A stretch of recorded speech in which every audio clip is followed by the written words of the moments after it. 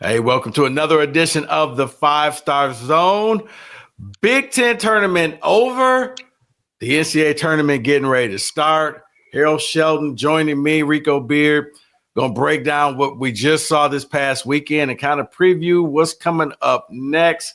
Harold, matter of fact, if you guys are watching the Natalie-clad gentleman, yeah, he was wearing the suit. He wears a suit for TV. For us, this is how he dressed. But we all saw you, Harold. I'm like, look at that. Harold, what did we learn from the Big Ten tournament? I think we learned that the committee doesn't care about it. I feel like... Okay, can I stop you real quick? Sure. Why is this brand new? Why are people just now realizing this? I get it. And people are like, oh, you bashing Michigan. I'm not. But it just goes to show you that, guys, Michigan fans, you haven't been paying attention. Because I remember years where State should have been a 1 because they won the thing, but they would end up getting a 2 because they're like, they were done already. And that's just it. The Big Ten took the money, and your tournament, if you make it to Saturday, that's it. Unless you're a bid stealer, unless like Iowa or Penn State were in this thing. Then, and like if USC was playing in the tournament and they were in the championship game, they would have to come up with 2 brackets. One if they win, one if they lose. Other than that, bracket is done. How do you think that they have it ready 5 minutes right after the championship game? I'm sorry. Go ahead. Harold, what did we learn from this tournament? No, again, I just feel like, to your point, we've seen this happen throughout the years where a Michigan State has won the regular season, wins the Big Ten tournament, and still winds up as a 2, and not only as the best 2, but you're in the overall number 1 seed region with Zion Williamson and Duke. Now it worked out; he still won the game when they met in the Elite 8, but from that draw, that's not supposed to happen. We've seen so many of these over the years, and clearly they didn't care about this tournament because there's no way Michigan or Maryland should have been behind Purdue. The way Purdue finished the season. Purdue probably could have lost or should have lost to USC, and then completely gets run off the court by Michigan. And yet they're still, I think they were 14 on the overall seed list, while Maryland was 15 and Michigan was 17. And Michigan, you win 3 quad 1 games. Congrats to you. What's your reward? We'll send you out to Denver. We'll have you play by far the best 12 seed in the field. Good luck with that. Like, they clearly don't care. Not only that, but it was funny because on the show that I do with Mike Valenti, we did a pre-show meeting, and he said there's really only one team that Michigan doesn't want to face, and it's UC San Diego because they press, they steal the ball, they do everything well that Michigan doesn't do. So, of course, that's where they end up in that first game. So, yeah, you got to play at 10 o'clock on a Thursday. So, not really the ideal draw for you. And then if you win that game, you probably play A&M. And if you win that game, you got to play Auburn. And then if you win that game, you got to maybe the third time around against MSU. So I said, if Dusty makes it to the Final Four, it's going to be one of the best coaching jobs I've ever seen. And maybe we go back and give him the Coach of the Year because he got it done. He went on the tour talking about the kissing of the logo. He was on any and everybody's pod. I'm surprised he didn't jump on with us. He was talking to anybody who would talk to him. And I really thought that was like going to be a distraction, but instead, I guess he used it as a rallying cry because he may have saved his best 3 games for the last 3 games. And they went out there and they got the job done. First it was Purdue, then it was Maryland, though. If I'm Coach Willard, I have to ask him, and I'm sure somebody did, like, was the team celebrating? Because how in the world did you let Donaldson just run up the middle, not even the side, the middle of the court? Nobody's gotten his way. It literally just looked like, a beat the clock type of game where you playing in the gym all by yourself going 3, 2, 1. Nobody impeded him. And then you play a Wisconsin team there where Tanjay looked like LeBron James in the semifinal and Bronny James in the final, where he couldn't make a shot except for a dunk, all free throws. They went in, they cut down the nets, And yeah, they're now a 5 seed, and heck, it ain't just me. Las Vegas is saying they're only a 2. They started off as a 4.5-point favorite. It quickly dropped to a 2.5-point favorite. Between them and Missouri, them and Memphis, they become the chic 5 picks to lose this weekend.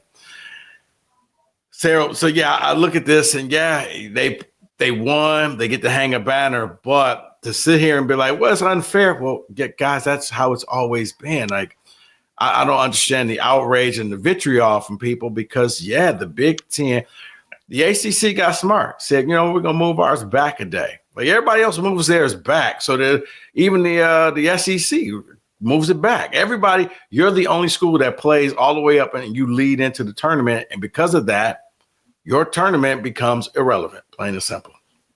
Yeah, and even Wisconsin, like they get 4 games in 4 days, and they still have to go out to Denver instead of going to Milwaukee because they're still behind Iowa State and Kentucky on the seed line, and they wind up going to Milwaukee, and you get shipped out. So you play 4 games in 4 days, you beat Michigan State, you beat UCLA, so you get a couple quad one wins, and your reward is playing an early game in Denver, in the altitude after all of that, instead of just going an hour down the road. So again, you would think that being able to beat a number 2 seed in Michigan State would give you enough of a boost. Beating a 7 seed in UCLA, back-to-back games like that would be enough with the resume you already have to put you in prime position. But as we've been saying, they do not care about this tournament. See, I think the committee hedged their bets and they thought Wisconsin was going to win. That's why they were the 3 seed. That's why Michigan was 5. Now, Wisconsin, their only drawback was they don't get to play in Milwaukee, which was a shocker. I think Kentucky's in Milwaukee, but not them. I guess that was their punishment, that they may have moved the region. But other than that, yeah, to me, it just seems like they figured Wisconsin was going to win the game. And they were probably doing it as the game was going on. Like, yeah, Wisconsin at some point had like an 11-point lead. Yeah, they're going to win this thing. Let's go ahead and put them at 3. We put Michigan at 5. And then things just change. But, I look at this Wisconsin team and, they're playing on Thursday as well, along with Michigan. It's like they don't even get the Friday games to get the extra day of rest. I don't know what time they're playing. I know Michigan plays. They're early. Oh, they're early. So Michigan. So that makes it even worse. 10 o'clock. Where they at least get the day to kind of rest up and get things going. I did notice something. Did Michigan find something in LJ Kason that, like, it looks like he got a lot more minutes. He had a lot of confidence. At one point, he was the only one hitting shots in the second half of that Wisconsin game. Dusty May, is this one of the keys of beating UC San Diego is having that extra point guard so Wolf doesn't have to bring that ball up the court? Yeah, I thought he did a few different things toward the end of, I would say probably the second half of the Michigan State game. And no one really noticed because Michigan State was up so big and then they cut it to 11. And I think people thought it was mostly Michigan State just kind of messing around. But I thought Michigan did a good job in that game of like switching more things instead of just trying to go under screens or go on top of screens. They just switched a bunch of stuff. And I think putting Kason in there certainly helps with that. You're more athletic in the backcourt when you do that. And he's a guy that doesn't mind getting downhill, not afraid of the moment, not afraid to take shots. I thought in the Big Ten tournament, they just went really big at times. There were lineups out there where they had Cheddar at the 3 with Wolf and Golden. And then when you're switching everything, you're trying to shoot over a 7-footer. Good luck with that. If you're getting into the lane, they did a good job walling up at the rim. So you saw both Maryland bigs have issues with that. Trey Kaufman-Renn had a ton of issues finishing over Golden and Wolf. So I thought they did a really good job of just defensively switching a bunch of stuff, making guys try to drive around them or shoot over the top of them, which is really hard to do. And then offensively, I think having Donaldson and Kason have the ball more, not have Wolf handle it as much, certainly helped. Wolf didn't have to be the point guard. Like, he could just be the 7-foot unicorn. Right. Like, he could go crash the offensive glass. He can go, he could shoot when he wants to, but he didn't have to facilitate the offense. And that let Donaldson kind of get into a flow. So when it was time to win the game, he was the one hitting the big shots from the wing. He was the one that's getting the game-winning layup because he was already involved. And I'd say the last 6 regular season games, which included both Michigan State losses, Like he was like 7 points, 3 assists. And in the Big Ten tournament, he was 12.7 assists. So when he's more involved, Michigan's more involved. And we've been talking all year, like Trey Donaldson's the key for them because Vlad's been consistent throughout. Wolf has mostly been consistent. But and when they Trey gave you some lose, games, as I said, and he went out there, played 3 good games, and they won all 3. I think he's the difference with Michigan. When he goes non-existent and you don't hear from him, he just turns the ball over more than he scores and gets assists. That's a Michigan L. And that's the games that they end up losing badly. Is when he plays horribly. So that's why I look at this, and I don't know. I mean, how much you really looked at because the Big Ten got 8 teams in. It should have been 9. I would have taken Indiana over North Carolina. When you got to sit here and say, well, don't look at the quad 1 wins. Look at their others. Like, so you're telling me that they can beat up on bad teams. So let's reward North Carolina by putting them in a tournament filled with good teams that they can't beat. None of that makes sense. But let's be real.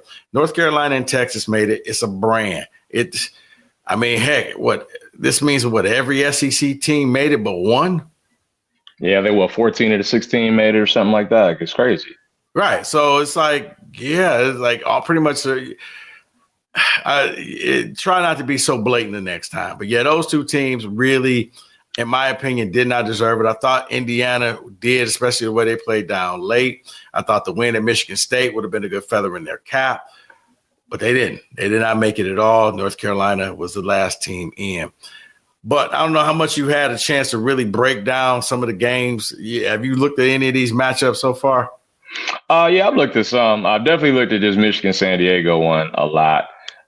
Again, I just think it's interesting in a 5-12. You're the Big Ten tournament champion. You've been the top, 15, 20 team all year. And your reward is to be a 2.5-point favorite out west against a team that's 30-4, that's won 15 straight games. That if you look at Ken Palm, is slotted right behind UConn and right above Creighton and Oklahoma, a team you already lost to. So, I mean, it's a game they can win. They have no size. The tallest player that's in the rotation is 6'8". So if Michigan's not turning it over and they're getting it inside, they could certainly have an advantage there, crashing the glass. But they're a team that's going to shoot a lot of threes. Like half of their shots are threes, and they make 37% of them. And like you talked about earlier with your broadcast partner, they force turnovers. They got the most points in the country off turnovers. They got the highest turnover percentage forced, and they force the most turnovers, period. So if you're loose with the ball and they're getting out and getting layups, like this, it's going to be a problem. So who is the guy on their team that everybody should know about? Well, they're pretty balanced. They've got – that's the other thing about them, too. Position-wise, even though they're not tall, they run like 6'4" to 6'6" or 6'4" to 6'8" across all 5. So they don't have like the really small guards you see from mid-majors. Hayden Gray is a guy who's played really well from them. He's a steals person. He's a defensive specialist, right? Right. So I did a little bit of homework. There we go. And again, they got 3 seniors and 2 juniors, so another experienced team. They shouldn't be afraid of the moment. I'm really curious to see how this is going to go. Again, I think if Michigan comes to play and protects the ball, which they did in the Big Ten tournament, then they could do a good job and they can find a way to get through. But if they don't, and it's a low possession game, which is what they like to do, then this could be another nail biter. But I mean, as we've seen, Michigan doesn't mind those, and they've done a good job. Nail biter means that, right? That's right in their wheelhouse. So I'd be surprised if it's not another one, and then we'll see if they still have some magic late. Let's see if it's another Trey Donaldson 3 from the right wing, which he seems to love to shoot. So we'll see if it comes down to that again. All right. So for Michigan State and the draw that they have, playing Phil Martelli's his son is the coach of that team. What can you tell us about their matchup on Friday? Well, a lot of mid-majors like to, play slow and make you play their style. It ain't that at all for them. They like to get up and down. They're top 10 in the country in pace. They don't really shoot it well, but they like to crash the glass. They try to disrupt you, try to not let you get a bunch of assists. They got some older guys. They got some athletes on that team. They go pretty much 6'6" to 6'11". So they like to crash the glass. It's not your typical 15 seed. Right. Again, it's a game you should still win, but it seems like they easily got the best 15 seed of the bunch. So it'll be interesting. I think if Michigan State, because I had to look up what Bryant was. I was like, I think it's in Rhode Island, and I was right. I was like, it's Rhode Island. Okay. But yeah, luckily, if you want to play an up and down game with Michigan State, I think Michigan State will more than welcome that. I think early on it might be, a little tricky. I could see even maybe early second half being a little tricky, and then eventually the depth, just kind of wears them out. Would it be safe to say, because when I saw that, similar to an Iowa or Illinois, where let's just go up and down, shoot a bunch of threes, see what you got? Yeah, and the thing is, they don't really shoot a ton of threes, and even when they do, they're like 34%. So it's not like they rely on them. They're a team that likes to shoot a lot of twos, and they like to crash the glass and get offensive rebounds and stuff like that. That's kind of where their bread is buttered. But you would hope that Michigan State, being one of the best rebounding teams in the country, wouldn't allow that. So if it gets to a situation where Bryant puts up a shot, Michigan State gets the rebound and gets out and runs, there should be a lot of transition points for Michigan State in this game.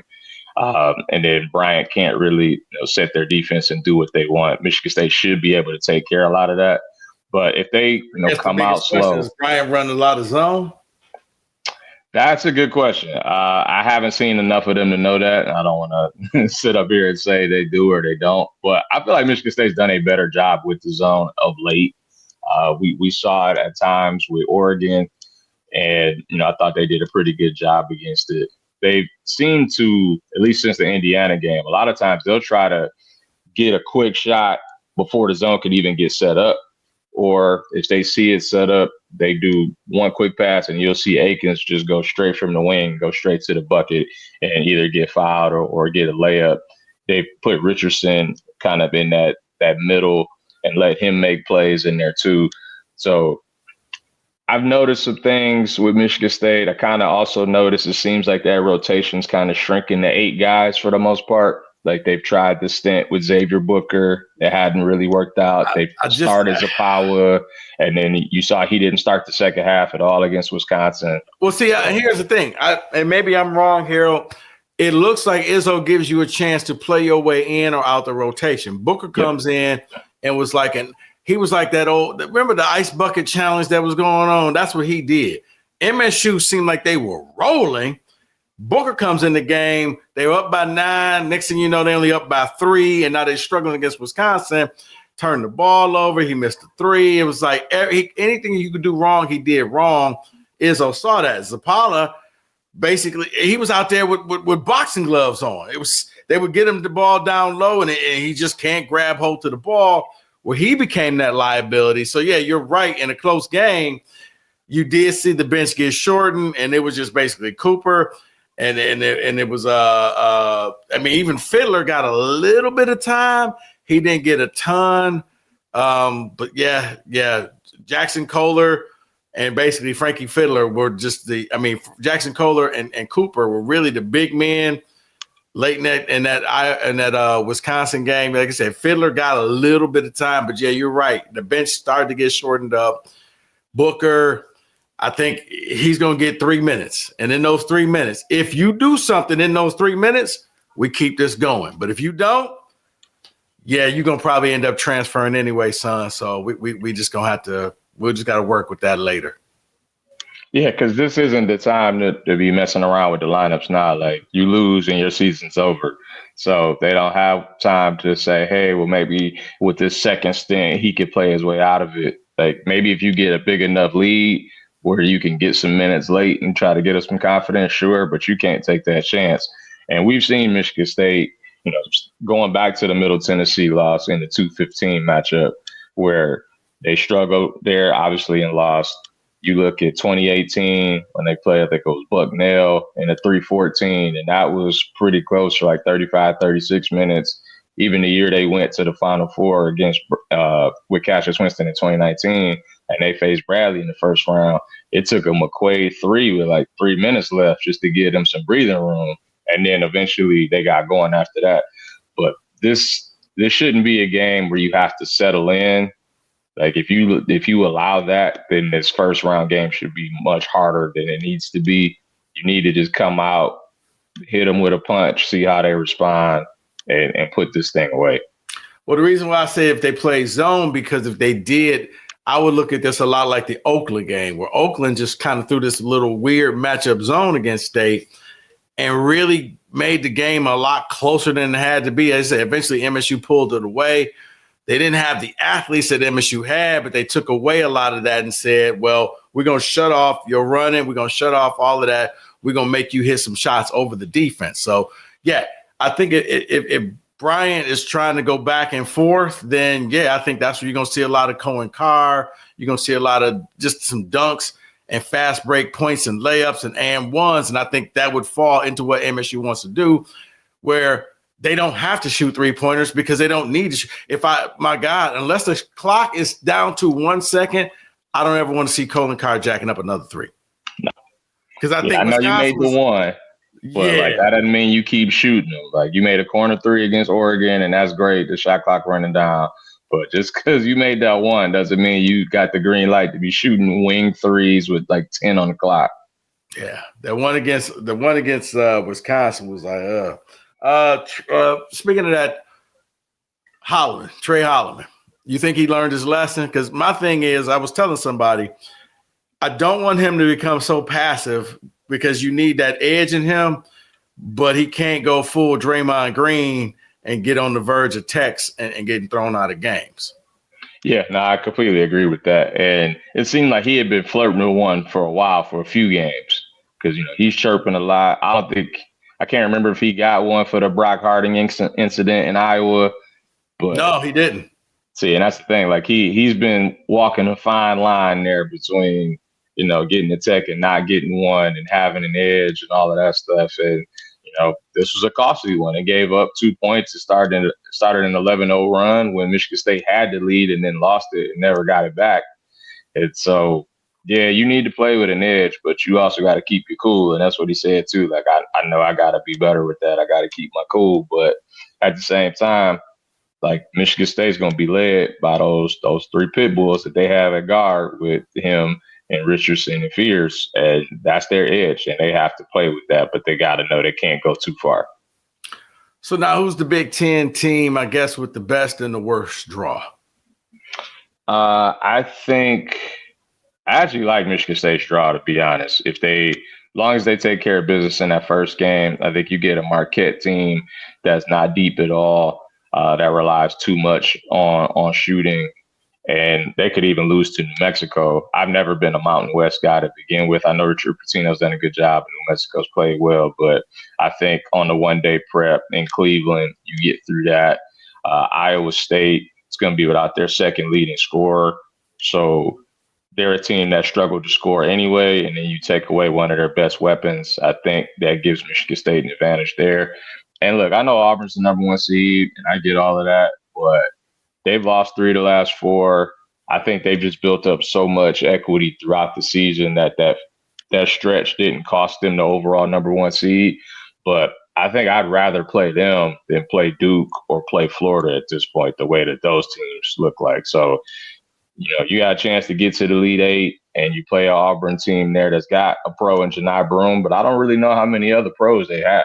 You look at some of these other 1 seeds, and they got talent up and down the lineup, and Auburn seems more of like a toughness, try hard team with, potentially a national player of the year, but not a ton around him. So if I'm Michigan State, I take my chances with that. I think Michigan's got not a great draw early, but if they get out of it, now A&M I think is kind of flaky. And, I think the same stuff I said about Auburn, I could say, for Michigan State, I could say it for Michigan too. Illinois has an interesting draw, but again, like as you say, the box of chocolates team, I have no idea what to expect from them. They are right. They're the box of chocolates. Like They look like they do against Duke, and then they look like they do against when they go out and blow you out by 40 points. Yep. And again, we saw it against Oregon where they won by 35 in Eugene. We saw it in Ann Arbor where they won by 20. They're making threes. And first round of the Big Ten tournament, they put up 106 against Iowa. They look great. Next game against Maryland, they're down 26 at half. So literally day to day, you don't know what to expect. But I think if you get Texas potentially in that 6-11 game, we'll see if Texas beats Xavier or not. You got a chance to win that game. You're playing in Milwaukee, so travel's not an issue.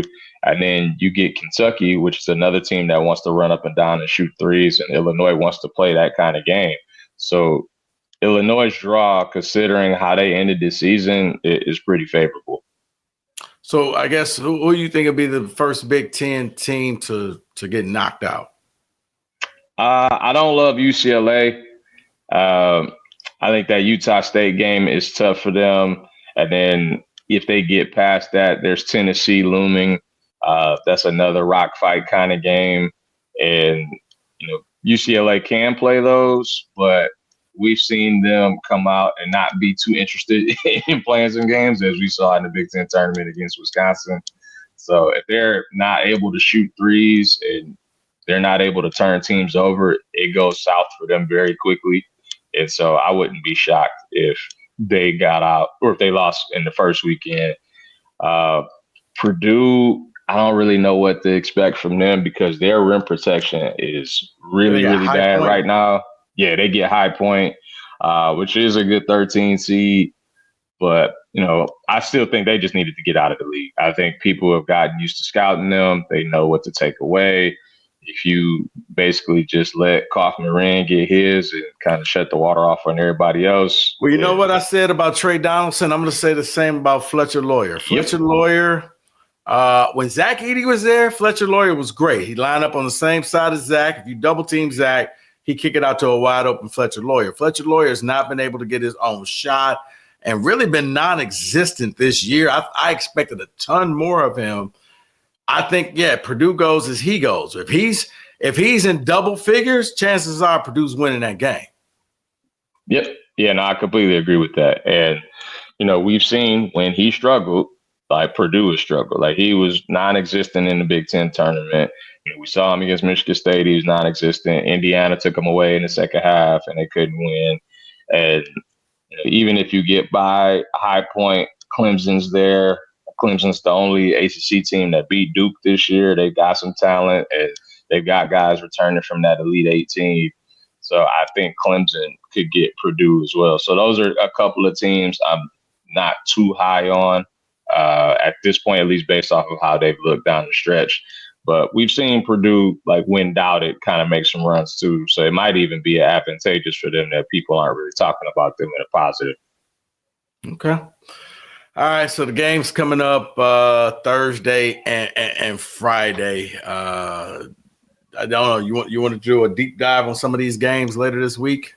Yeah, we could do that. You know the stats, man. I'm texting you during the game trying to find out stats on Michigan State and their 3-point shooting. So I come to you, my friend. So the only thing I know is I heard something that with the national champion, I don't know how far back, but if you're not in the top 6 of the net rankings, you don't win a national title, which means that it sounds like it's going to be yet another year that the Big Ten will not win a championship, according to the stats. Yeah, there's a few stats out there that are kind of problematic. There was another one based off of teams who are unranked to start the year and then turned into being top 2 seeds and how they've never made the Final Four since the field expanded in 1985. So that would include Michigan State and St. John's this year. There's a lot of stats out there that aren't great for the Big Ten right now. So we'll see if they can go ahead and overcome some of those. But like right now, I think depending on how Cooper Flagg's health is, I think Duke seems to be the overwhelming favorite. I like their region seems to be the softest, and all the metrics seem to be pointing toward Duke right now. If I'm Duke, I'm putting Cooper Flagg. Basically, I'm only going to break glass if needed.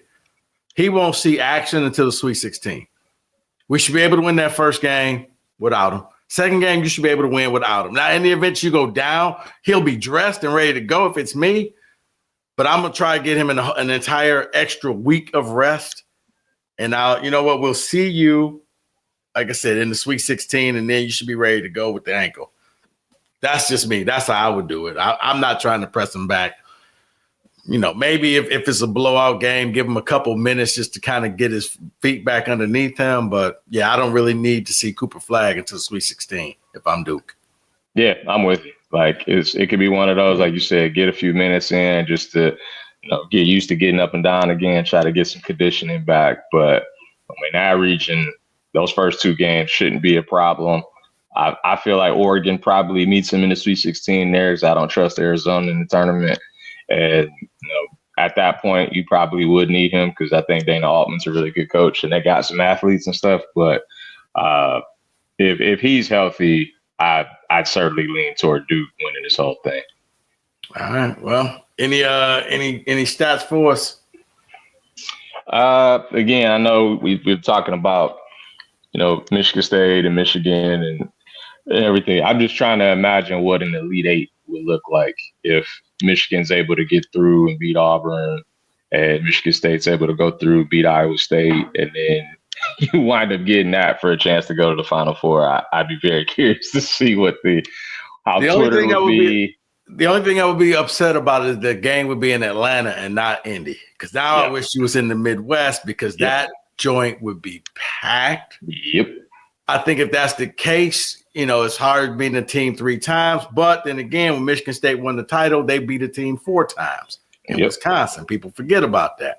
It's hard to do it. Doesn't mean you can't do it. Yep. And they beat Michigan 3 times in 2019, in the Big Ten tournament championship game too. So we've seen it. We've seen it happen. Sometimes. But it would also mean that Michigan just slayed the Giant. So they feeling, they walking in there feeling like they unstoppable. Exactly. Like at that point, they screaming, you know what? Bring on the Celtics. Bring on the Lakers. We could take you. So at that point, they would have won 6 in a row with a bunch of big wins in there. So they definitely be feeling themselves at that point. And I wouldn't blame them. Right. So we'll see. At that point in that game, I would simply say, who has the better tray? Plain and simple. Because the tray will be the difference. All right, bro. We can come back later on this week, kind of really do a deep dive on a couple of the first round games, set up some potential second round games. Is that cool? Yeah, works for me. All right. I hit you up. We'll probably record something on Wednesday if that's cool with you. That'll work. All right. For Harold, I'm Rico. Thanks for watching. Keep liking, subscribing. The 5-Star Zone. We'll be back later on this week.